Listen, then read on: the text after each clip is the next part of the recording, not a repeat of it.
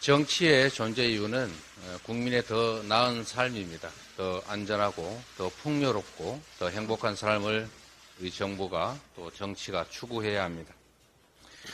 그런데 윤석열 정부 2년 차에 들어섰는데 민생에 피멍이 들고 있습니다.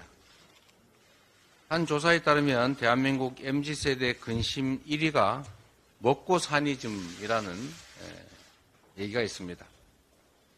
그런데 이제 분식집에서 라면, 김밥 사 먹기도 부담스럽게 됐습니다. 곧 라면, 김밥 10,000원 시대가 오지 않겠냐는 자주 섞인 한탄도 있습니다.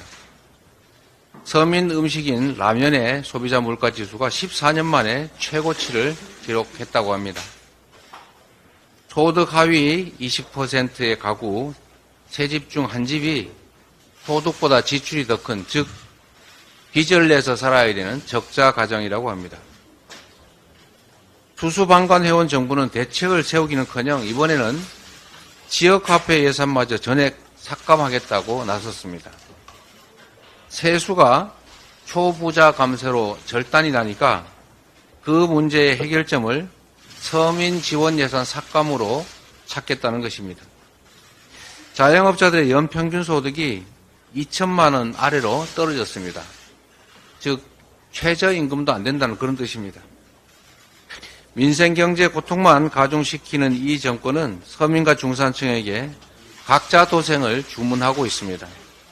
참으로 모렴치하다, 비정하다 이렇게 말씀드릴 수밖에 없습니다. 경제가 어려울수록 서민과 취약계층을 위한 정책 확대에 힘을 쏟아야 된다는 것이 전 세계 전문가들의 일치된 견해입니다.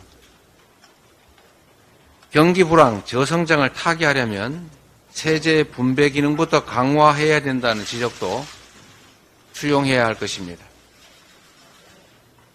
경제가 이렇게 어렵고 민생이 고통받는데도 현 정부 여당은 정권 노름에만, 권력 노름에만 집중하고 있습니다. 정순신 사태도 또 더 글러리 사태도 부족했던지 윤석열 대통령이 이동관 언론특보를 방송통신위원장으로 내정했다는 말이 있습니다. 참으로 현실은 픽션을 능가한다는 그런 말이 실감납니다. 최초로 핵관이라고 불렸던 MB 정권의 최고 실세 이동관 특보의 자녀가 당시 하나고의 학교 폭력의 최고 가해자였다 이런 말들이 나돌고 있습니다. 정순신 사태와 비교도 안 될 수준의 심각한 학폭이었는데 학교폭력위원회는 열리지도 않았고 가해자는 전학 후에 유유히 명문대에 진학했다고 합니다. 일단락된 사건이니까 문제가 없다 이런 얘기도 하는데 문제가 있는지 없는지는 국민들께서 판단하실 것입니다. 이동관 특보는 MB 정권의 언론 탄압 선봉장이었습니다. 2009년 9월 손석희 전 앵커가 100분 토론에서 하차했고 2010년 박문진, 김우룡 이사장이 이른바 큰 집에 불려갔다 온 다음에 MBC 인사가 이루어졌습니다. 감사원 감사로 정연두 전 KBS 사장도 내쫓았습니다. 당시 국정원 문건에 이렇게 돼 있었다고 합니다. 비판 언론인을 좌평양으로 몰아 낙인을 찍고 보수지를 동원해서 여론을 조작한 다음에 방송에서 자연스럽게 퇴출한다. 좌파 진행자 퇴출 방안을 적나라하게 만들어놨고 사실상 이에 따라 실행된 것이 아니냐는 그런 의구심입니다.